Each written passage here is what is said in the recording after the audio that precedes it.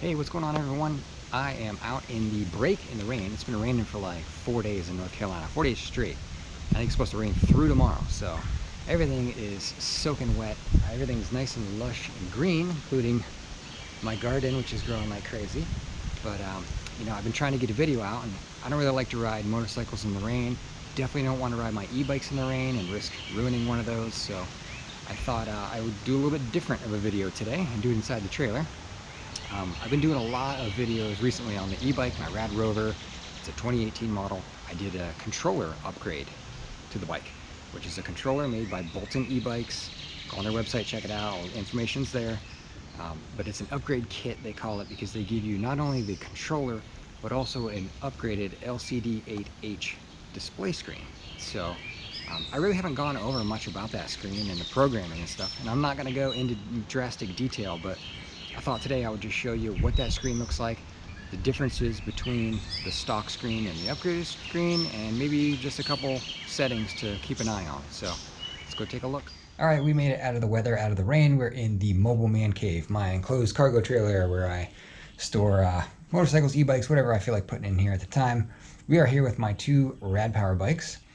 And if you're new to the channel, I make video content for two-wheeled vehicles, motorcycles, e-bikes. I have 4 motorcycles right now, these 2 e-bikes, and I've got quite a few videos posted. I've been making them for over a year now, so check out my video library, scan through there. I've got it organized into playlists by bike. If you're interested in only Rad Rover bikes, you can go just to that playlist, and there's some good information in there. I like to kind of document how the bikes are working out for me and parts that I install and accessories and how they work and whatnot. So scan through the library, you might find some information in there you find helpful.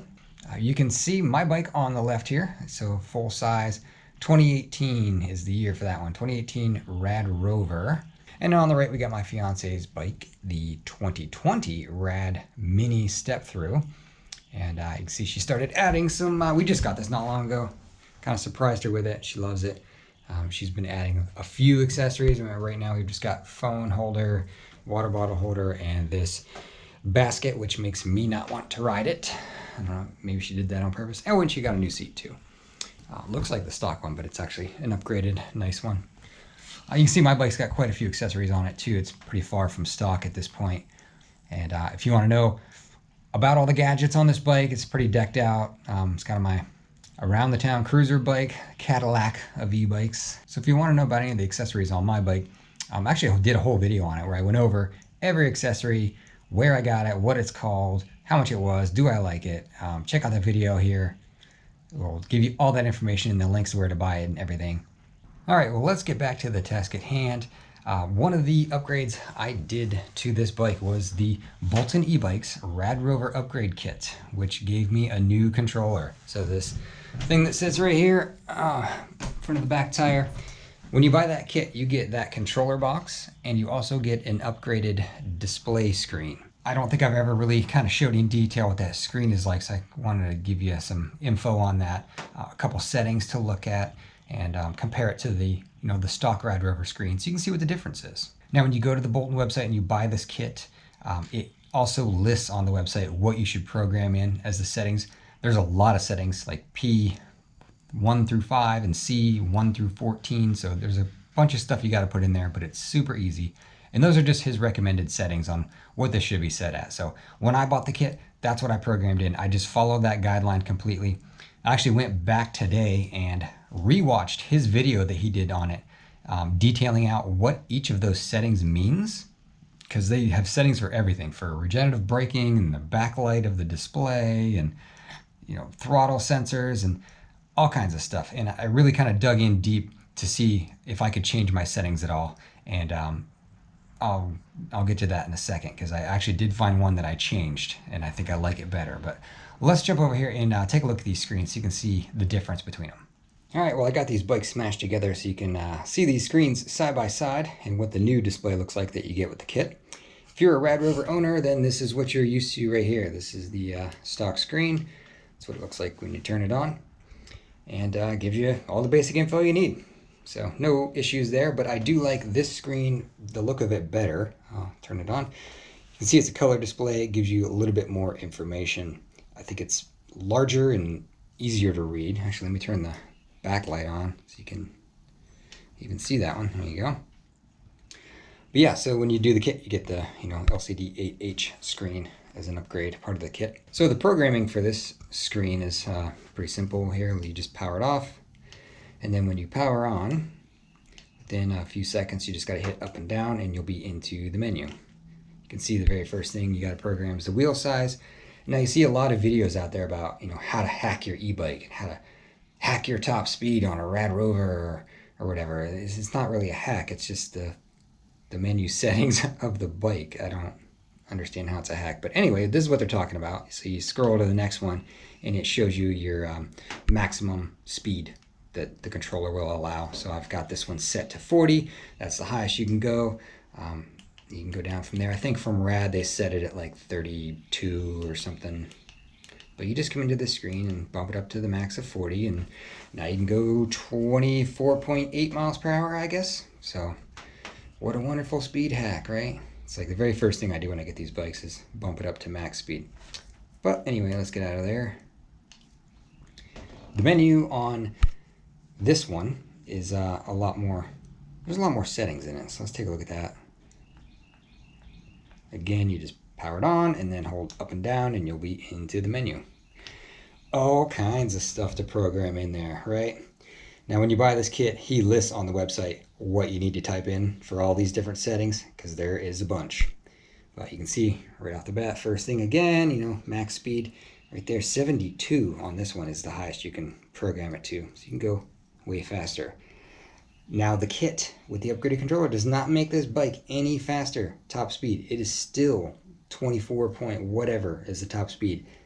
From what I understand, you want to go faster top end, you got to get a bigger battery. That's the only way to do that. So the kit makes the bike accelerate way, way, way faster, but it does not go any faster top end speed. So just know that. Now I want to show you a couple important settings. First off is P3. P3 is the relationship between your twist throttle and your pedal assist setting, that relationship. So you want that one set to a 1. That way, whenever you twist your twist throttle, it's going to give you full power. Doesn't matter what the pedal assist is set to, you'll just get full power out of the throttle when you twist it. So you want that at a 1. P4, you want that set at a 0, because that is what determines if your throttle, your twist throttle, works when you're pedaling or not. So if you have it set to 0, your throttle will work anytime you twist it, whether you're pedaling or not. If you have it set to a 1, it's only going to work when you pedal. C4 is another one. You want that set at 0.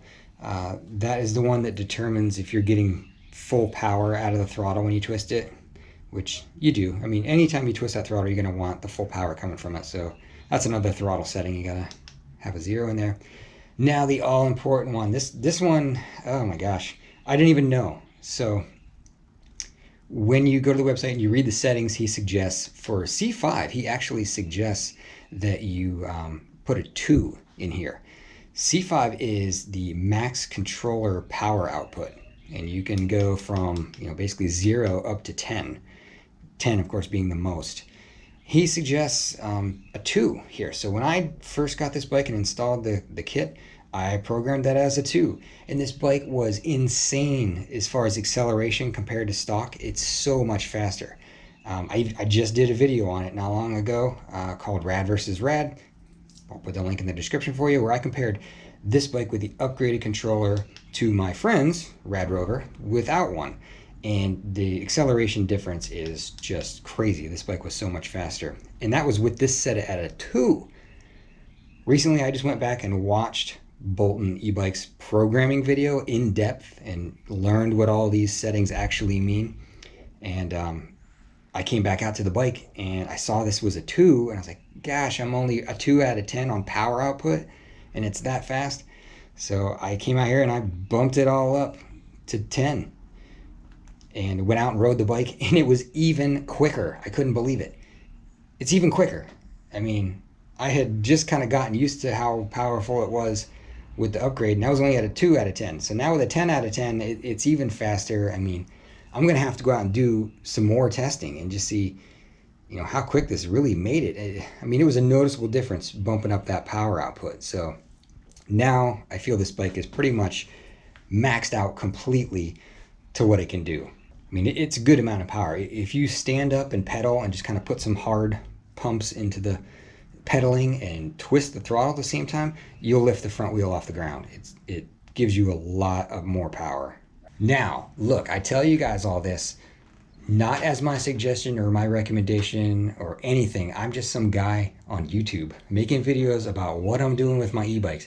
I have no idea what changing that to a 10 instead of his recommended 2. I don't know what that's going to do to this bike. I could fry this motor tomorrow. It might destroy it. I might burn this thing to the ground. I have no clue. I'm just documenting what I'm doing and what I'm getting out of it and how it's working. So just know that. I'm not recommending you do any of these settings. I'm just showing you what some of them are. But that's where I've got my bike set right now. I'm going to go back out, hopefully this weekend if it stops raining, and do some more testing with that increased power output and just enjoy the acceleration you get out of this bike now. It's great. This upgrade kit has been a lot of fun so far. When you get to the point where you're a little bit accustomed to the power output of your Rad Rover and you really want to juice it up, yeah, go get a different controller for it. There's probably other ones out there. I went and Googled Rad Rover upgrades, and Bolton was like the first one that came up, so that's why I bought that one. I'm pretty sure they're back ordered right now and sold out, and I don't even know if you can get them at the moment. I think he's having trouble getting stuff out of China right now, but when they come back in stock, I mean, I've been pleased with it so far. I haven't had any issues yet. But like I said, I'm just out documenting what I'm doing. If I run into a bunch of problems and I fry this motor, I'll document and show you guys what happens so you know if you want to run the risk on your bike or not. Well, I hope you guys enjoyed. If you like what you see, consider hitting that subscribe button. Check out some other videos, and thanks for watching.